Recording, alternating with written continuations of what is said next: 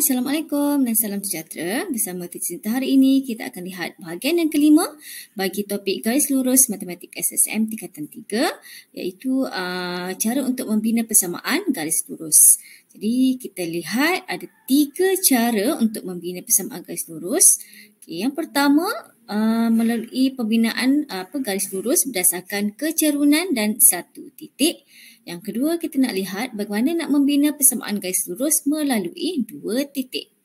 Okay, dan seterusnya kita nak membina persamaan garis lurus melalui 1 titik dan juga garis selari. Jadi ada 3 cara untuk membina persamaan garis lurus. Jom kita lihat satu persatu. Okey, sebelum itu kita perlu lihat syarat-syarat untuk membina persamaan garis lurus, iaitu mesti memenuhi syarat bentuk asas iaitu Y sama dengan MX tambah C. Di mana di awal-awal dulu kita dah tahu Y dan X itu adalah koordinat. Dan M itu adalah kecerunan, nilai kecerunan. Di mana nilai kecerunan kita ada 3 cara untuk dapatkannya. Yang pertama menggunakan 2 titik. Dan yang kedua nak menggunakan pintasan X dan juga Y untuk dapatkan M. Dan cara ketiga untuk dapatkan M ialah dengan menggunakan maklumat daripada garis selari. Kemudian lagi satu, syarat-syarat dia kita perlukan C, nilai C iaitu pintasan Y. Pintasan Y itu adalah apabila nilai X sama dengan sifar ataupun kosong. Jadi ada 3 syarat penting iaitu kecerunan. Yang kedua titik koordinat iaitu X dan Y dan yang ketiga adalah pintasan Y. Jadi kita lihat contoh yang pertama. Yang ini kita nak membina persamaan garis lurus berdasarkan kecerunan dan 1 titik. Jadi kalau dilihat soalan, bina persamaan garis lurus berdasarkan kecerunan yang diberi dan titik P yang diberi. So diberi ada 2 bendera di situ, kecerunan dan juga 1 titik P. Di mana kecerunan adalah M sama dengan 2 dan titik P itu adalah 3 bagi X dan 4 bagi Y. Jadi perkara pertama yang perlu kita buat, kita gantikan nilai M dengan kecerunan yang diberi. Jadi Y sama dengan MX tambah C. Nilai M tu kita ambil daripada soalan M sama dengan 2. Jadi tempat M kita gantikan dengan 2. So jadilah dia Y sama dengan 2X tambah C. Second step. Step yang kedua kita gantikan nilai X dan Y koordinat tu untuk mendapatkan pintasan Y.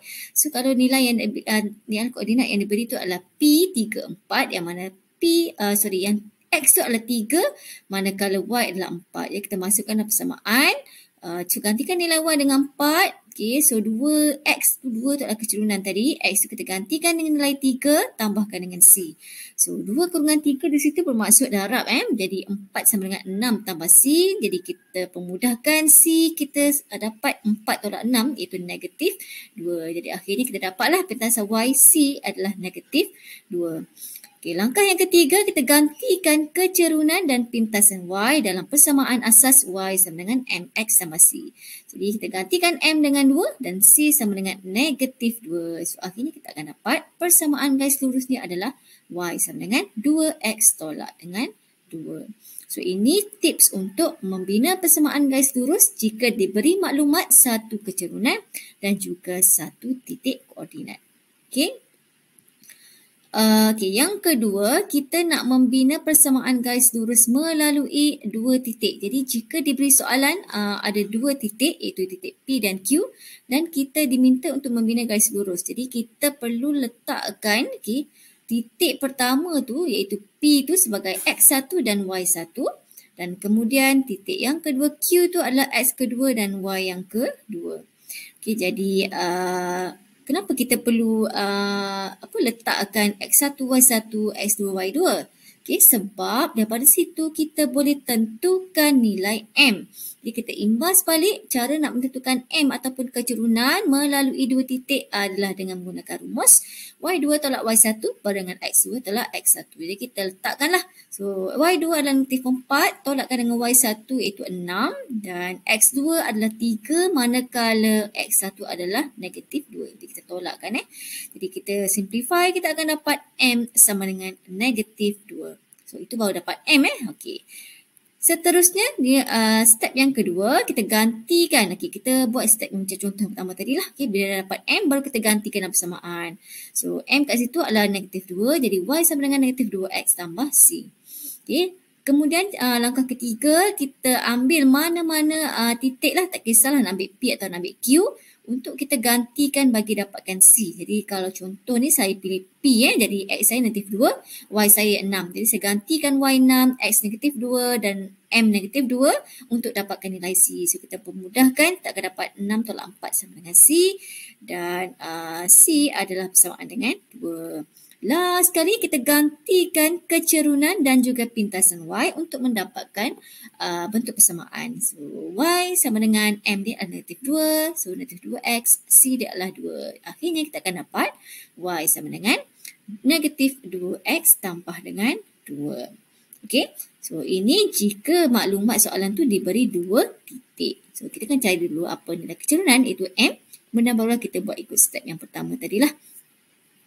Okey, seterusnya kita lihat bentuk ketiga, maksud dia bagaimana nak membina garis lurus jika diberi satu titik dan juga maklumat garis selari.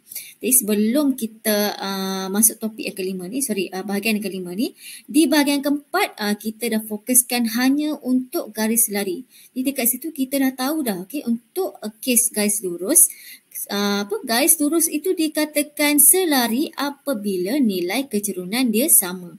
Jadi kalau kita dah dapat satu kecerunan untuk satu garis, jika dinyatakan dia selari, maksudnya pasangan garis selari dia lagi satu tu, kecerunan dia adalah sama dengan yang satu lagi itulah.